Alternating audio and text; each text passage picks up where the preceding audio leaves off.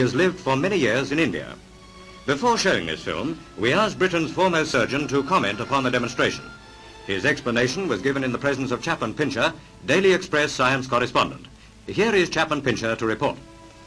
You are going to see a man have a 28-inch sword thrust through his body without hurting him. This is no fake, neither is it a miracle. It could probably be done to you if you were willing to submit first to a dangerous operation. My authority for saying this is one of our most distinguished surgeons who saw the film with me. He explained it all this way. Years ago, Indian mystics showed Dejo how swords could be passed through their bodies without causing injury. They persuaded him to let them experiment. A thin round sword was pushed through his skin between the ribs low on the left side. This would hurt, but Dejo had probably been hypnotized. There must have been some loss of blood too. By careful manipulation of the sword, it could be worked further into the body so that the point missed most of the vital organs. Then, with a quick thrust, the liver could be pierced and the sword pushed through between the ribs of the other side. Now all this would be very risky.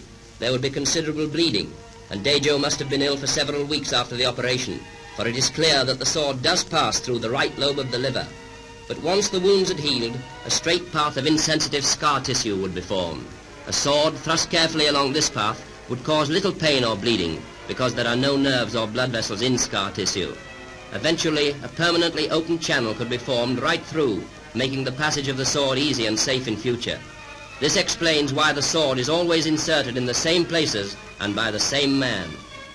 Those are the facts and a scientist's explanation.